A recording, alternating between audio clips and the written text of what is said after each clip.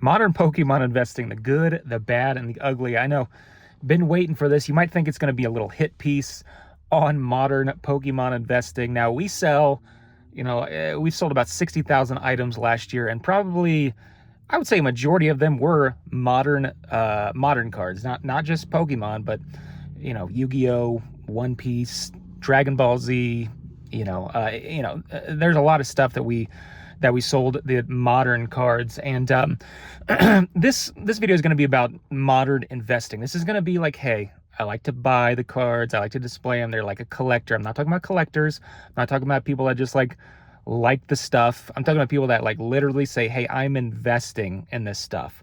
I'm not flipping it. I'm not doing like arbitrage of like, hey, I buy an item that's going for $400 and I can sell it for $450 immediately. That's not who I'm talking about. I'm talking about people who are buying at market price and think in a few years they can sell it for more. Modern investing. Now, let's start out with the good and bad, the ugly. Let's start with the good, because you might not think that I have anything good to say if you have followed this channel, but I will say the first thing is that I do see possibly an opportunity in modern sealed stuff. Now, modern sealed booster boxes, I think the modern sealed, like, those big huge things that take up a lot of room, that's just way too little product and a big thing, and it's going to cost way too much to ship when you want to actually divest from it, or whatever you want to say. But just like the booster boxes that have 36 packs in it sealed, I could see an argument for that. Now, my whole channel started 5 years ago, actually. This June started this YouTube channel. It started out with me saying, hey, I think investing in, at that time it was vintage booster boxes, is a good thing, because with those, you either got to know the demand, know the supply, or at least have an idea of where one of those are going. Now, you're probably never really going to know demand of stuff, and that's going to be the bad of modern investing, which when I get into it. But with supply of stuff, with these sealed stuff, people are opening it, right? I mean, the supply is technically going down probably every day on this stuff, so you can at least control that aspect. Now, if you get into like the ultra modern stuff, they're still printing it, right? So the clock isn't starting yet.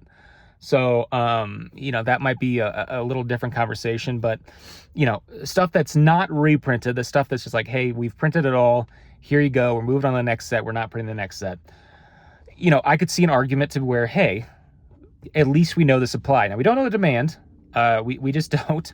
And, there's nothing you can really do about that. But at least if the equation is just two things, supply and demand, at least people are going to be opening that, and the supply is going to be going down. Who knows how fast it's going to be going down? Who knows the actual demand behind, to open those things? But you can see an argument that, at least the supply side. Now, like I see people, there are guys on, Instagram or whatnot, or doing eBay Live, who are opening, vintage booster boxes. There's one guy, I can't remember his name.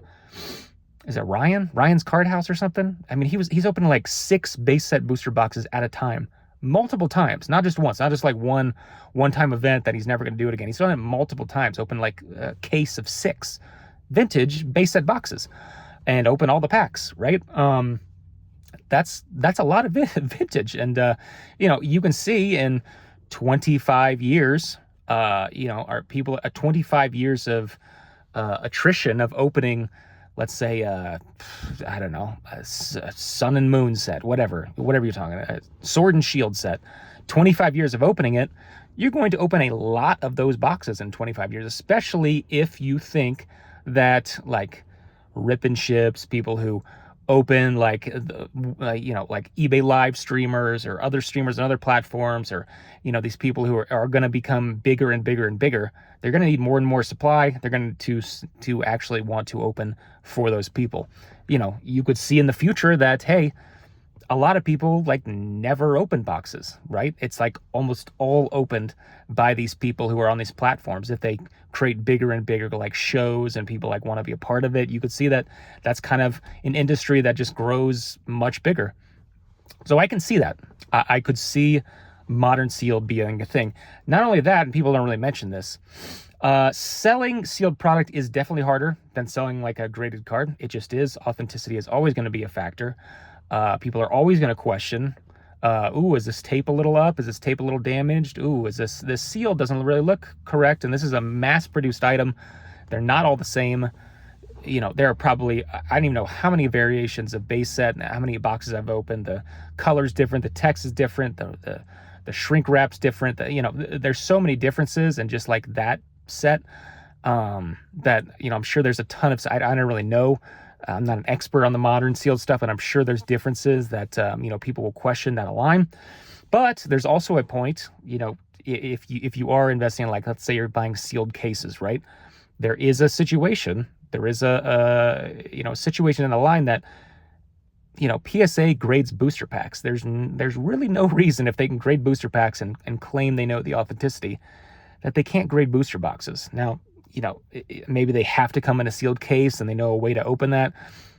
Don't get into how they do graded packs, and people who are saying, wow, that's not, these are open packs, or, they can never tell if those are authentic or whatever. The point of it is that they do grade packs, which means theoretically down the line, they could grade booster boxes, which could open up a new market.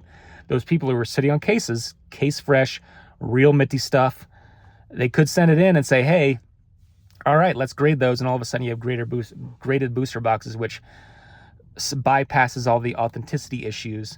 And as well, if you have like cases of it, it's like, well, people are going to want the best thing. It's like, let's get a PSA 10 booster box, right? And I could see that actually being a bull case for that as well. I mean, guys, video game companies like WATA, VGA, CGC, they grade the seals of video games. Like, they can tell if stuff is resealed or not. If they can tell a shrink wrap is resealed, there's no reason you can't tell that the shrink wrap on a booster box is resealed. Now, there are people that say, hey, those guys also can make mistakes and don't get that right, whatever. The point of it is that it could be something in the future, and that could actually be a big boom to those people holding those boxes and, getting them graded.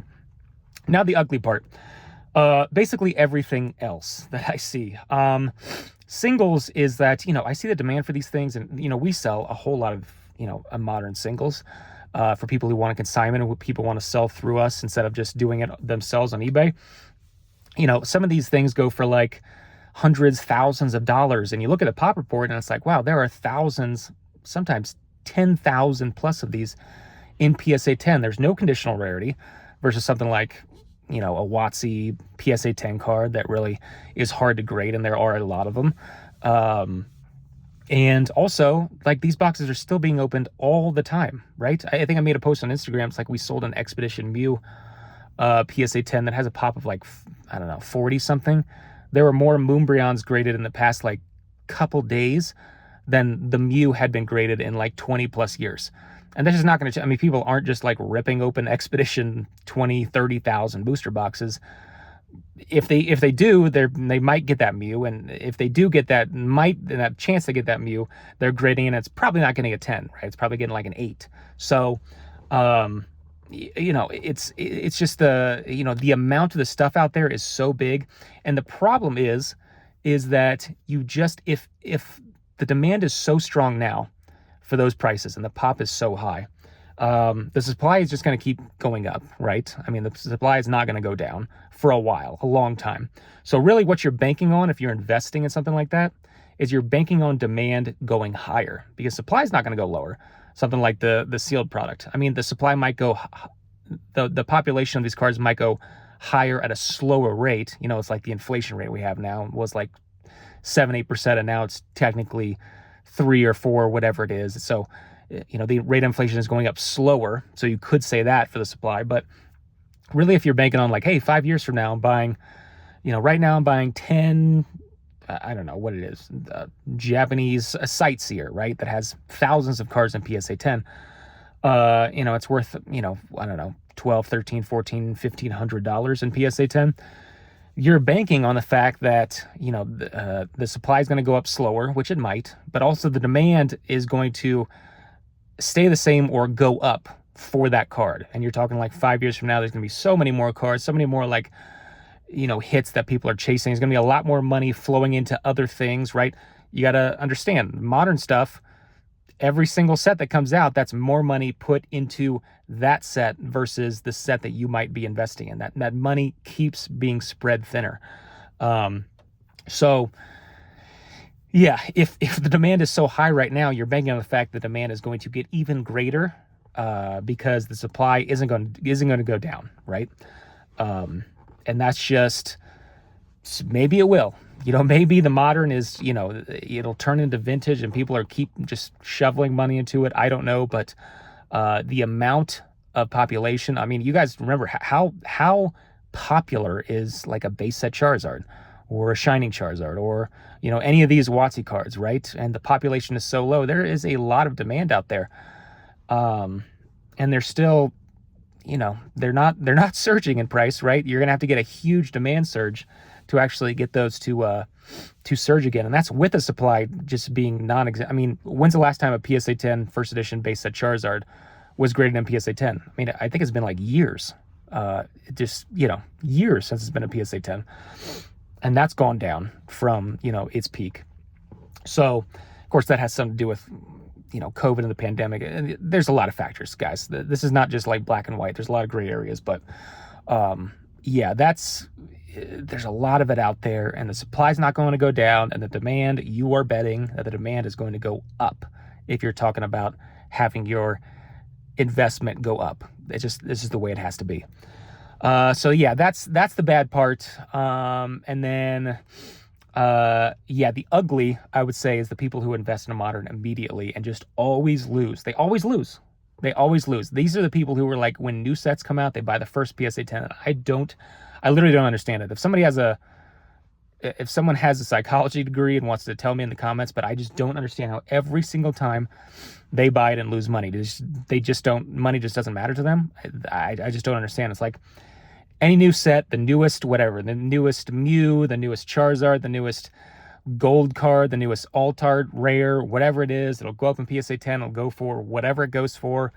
And then a few months later, it's like half the price, like always, or like even more half price. It's gone down, right? I mean, those Van Gogh Pikachus, like people were buying for thousands of dollars, thousands. Now it's like in a PSA 10, maybe 200 something, 250. I mean, it's gone down 75% at least.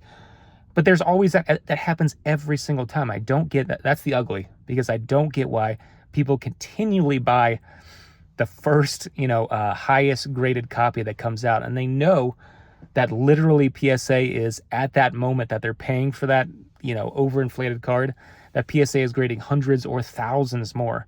Like, I think that Van Gogh Pikachu has like 10,000, I don't know if it's 10,000 PSA 10s or 10,000 cards, but it's like immediate. It's crazy. And it happens every single set, every single promo, every single, it's just every single time. It's just like, what is going on? Where is that? Why are they doing that? I don't understand it. But yeah, that's a good and bad, ugly. Sealed, I could see a potential there. I definitely can. Is it guaranteed? No, but I could, if I'm talking about trying to look at an objective view, I can absolutely see that. Single cards, especially the expensive ones that have really high populations and are easy to grade, don't understand it. I think people are going to be, you're really banking on the fact that there's more demand in the future because supply is not going to go down. So maybe if you're banking on that and you think you can have an argument, great, but there's going to have to be more. There's got to be more money pumped into to sustain an investment going up like that. And then the ugly, I don't know why people pay so much money right out of the gate for this stuff that always goes. I won't say always goes down. Like Moonbreon, I think was like $300 a PSA 10, and now it's like $800, $900. So that did go up. There are always exceptions to the rule, but for the most part, 99%, 95% of the time, it goes down. So I don't know why people keep banging their head against the wall on that. I just don't understand. But and these are, you'd think to be smart people, because there's I don't know, maybe it's not smart. Why do you have $1,000 to just blow on the card right when it goes out? Like, you think someone who has just $1,000 just to blow is probably at least semi-competent with their money. It's not like their bank account is zero. Maybe not, though. Maybe that's I don't know. Anyway, let me know what you think in the comments below, and yeah, we'll talk to you again soon.